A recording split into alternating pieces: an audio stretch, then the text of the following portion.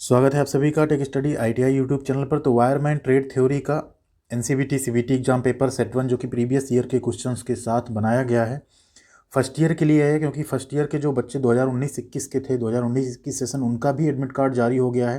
Promotion की खबर क्या थी, क्यों प्रमोशन नहीं हुआ, इसके बारे में कुछ भी डीजीटी का और क्लैरिफिकेशन भी नहीं आया। पहले तक उनको प्रमोट किया जाएगा जिनका भी trade theory and employability skills या WCS में बैक होगा, अगर वो ईडी प्रैक्टिकल में पास होंगे तो उन्हीं सबकी डिमांड पे वीडियो बनाया गया wireman trade theory first year के लिए।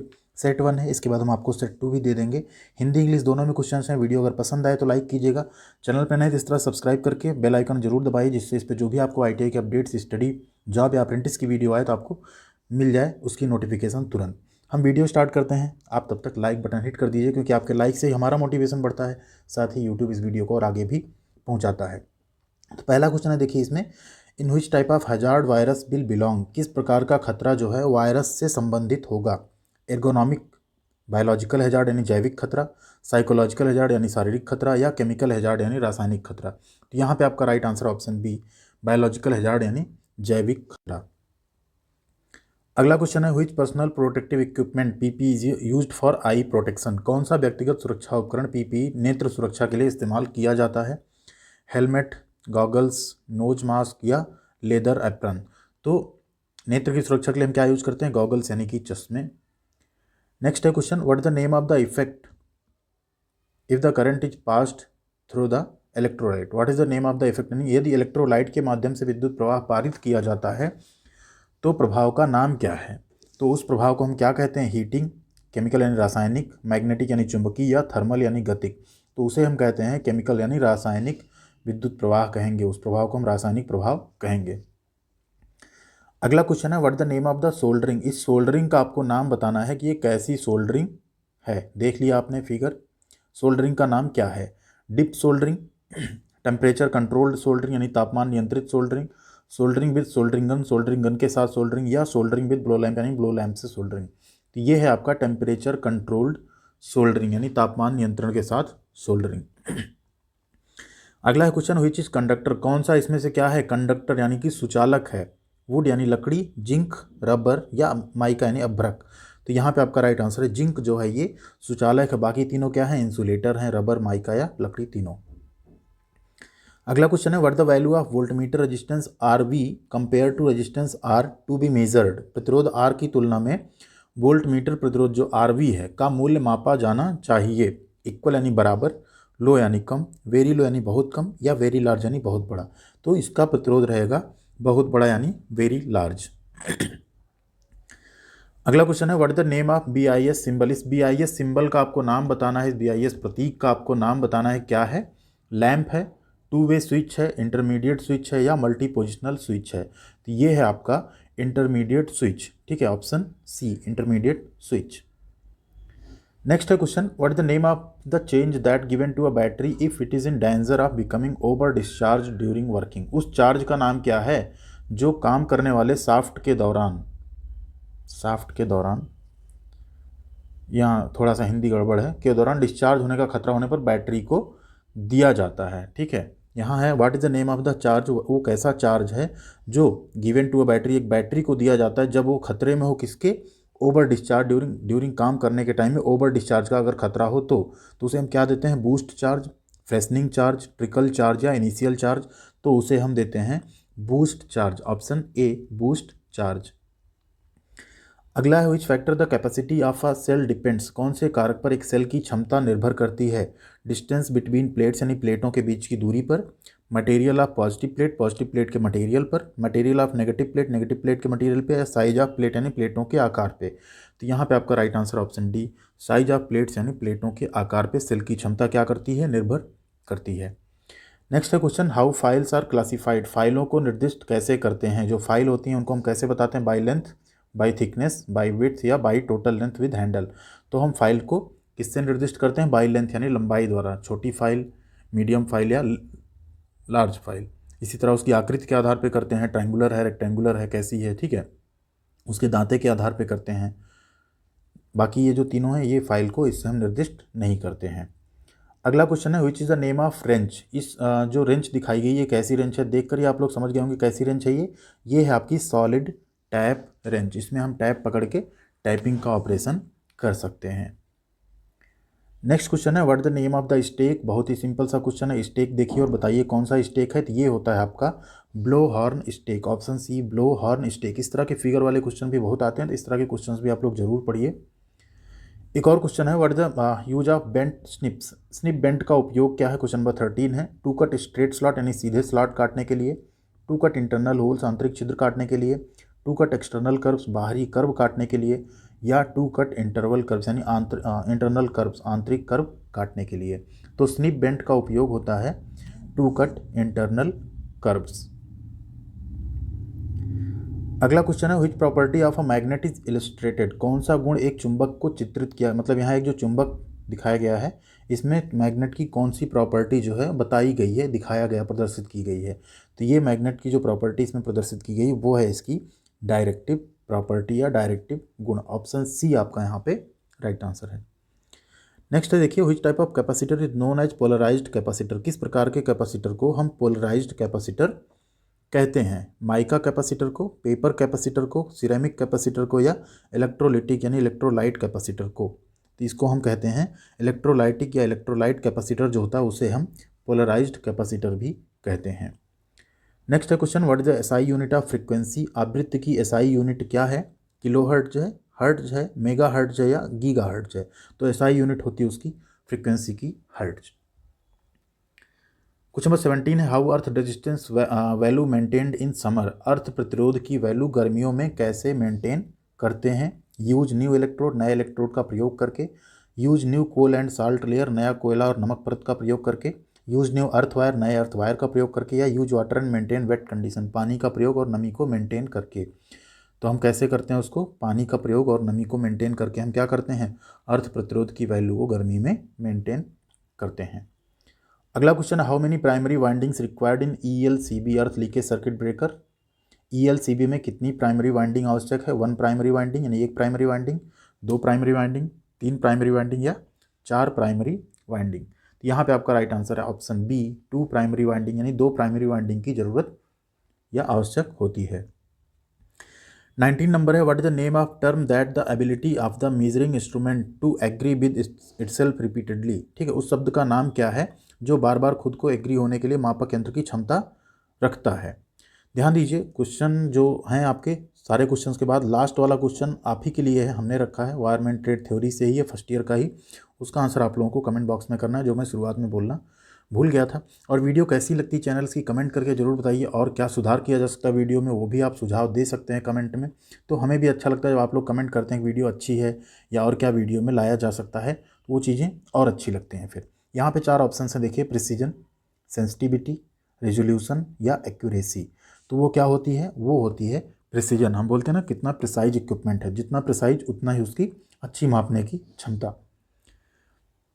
क्वेश्चन नंबर 20 है what the name of term that the time taken by a fuse to interrupt the circuit in the event of fault. उस टर्म का नाम क्या है जो फॉल्ट की स्थिति में एक फ्यूज द्वारा, ठीक है, सर्किट को बाधित करने के लिए लगता है। उस टर्म को हम क्या कहते हैं, fusing current, fusing factor, cut off factor या करंट रेटिंग। उसे हम कहते हैं कट ऑफ फैक्टर या कट ऑफ करंट, यहाँ पे नहीं होगा, कट ऑफ फैक्टर होगा। अगला क्वेश्चन है 21 how many outlet points are recommended in power sub circuit as per BIS। एक पावर सब सर्किट में BIS के अनुसार कितने आउटलेट पॉइंट्स जो हैं रिकमेंड किए जाते हैं। हिंदी आप लोग देखेंगे, सोचिए निमी के क्वेश्चन हैं, फिर भी हिंदी इनकी कितनी खराब है। हिंदी पे मत जाइए, इंग्लिश आप लोग समझ लिया करिए।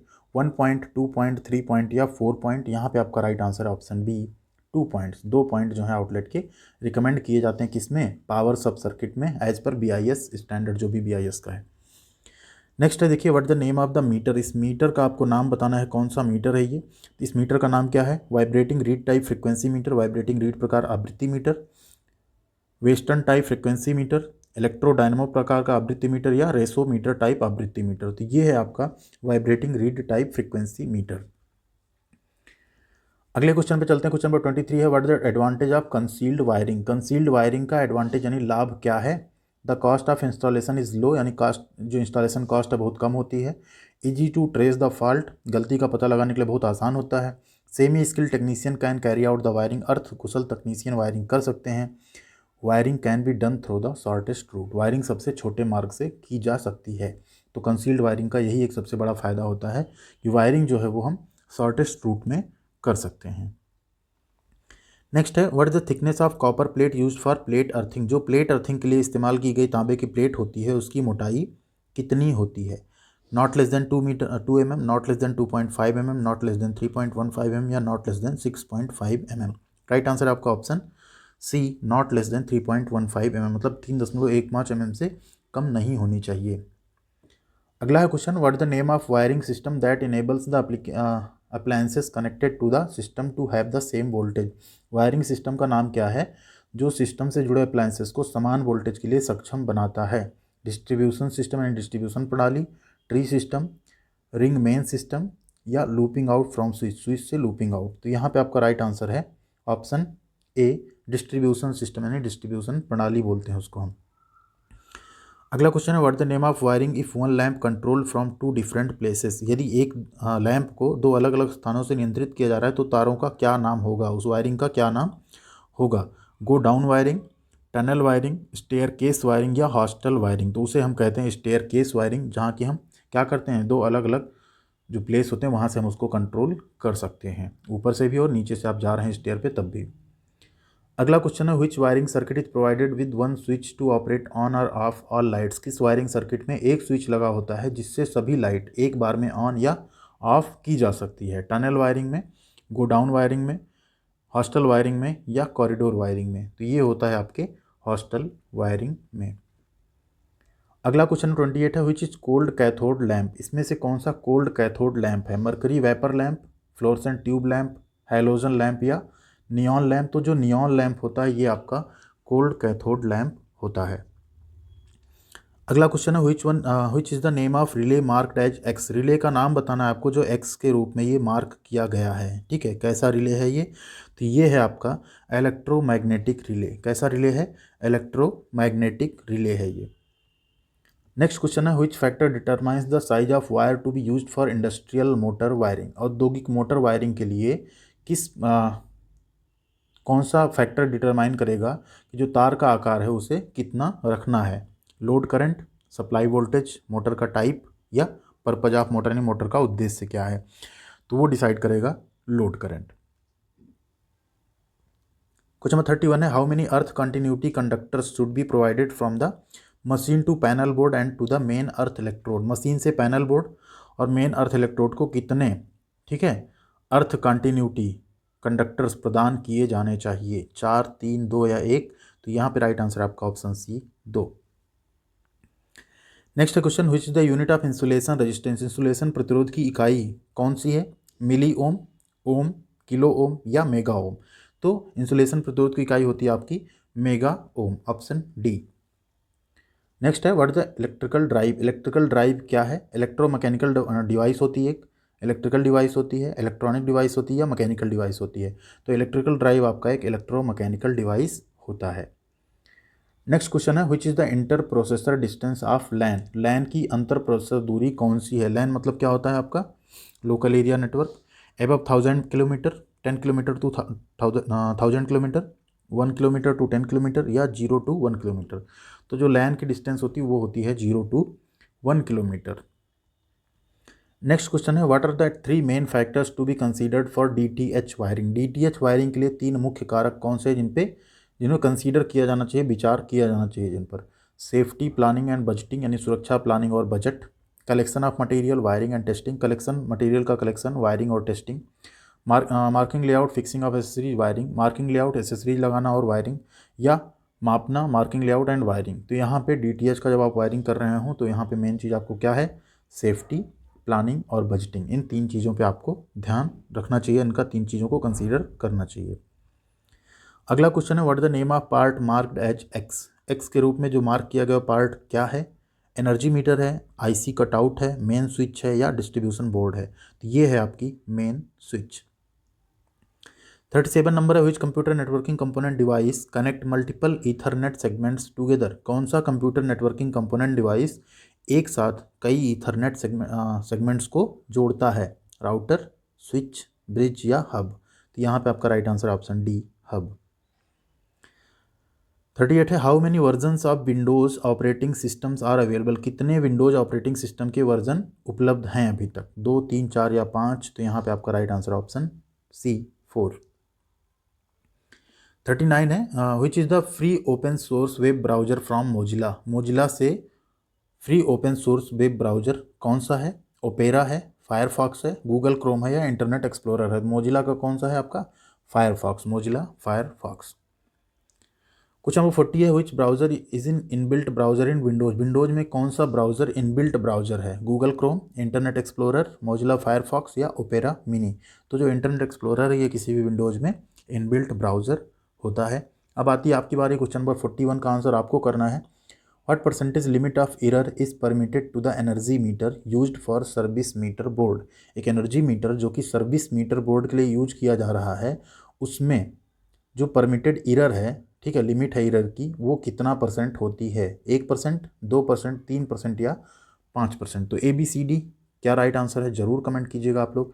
वीडियो पसंद आई तो लाइक आपने कर दिया होगा, नहीं किया तो कर दीजिए, और वीडियो को शेयर कीजिए अपने दोस्तों के साथ। साथ ही चैनल पर सब्सक्राइब नहीं किया, सब्सक्राइब कर लीजिए। इस पर आपको ऐसी ही वीडियोज़ स्टडी की, जॉब्स की, अप्रेंटिसशिप की, साथ ही ITI की कोई भी न्यूज़ या अपडेट आपको रेगुलर बेसिस पे मिलती रहेगी। Thank you very much.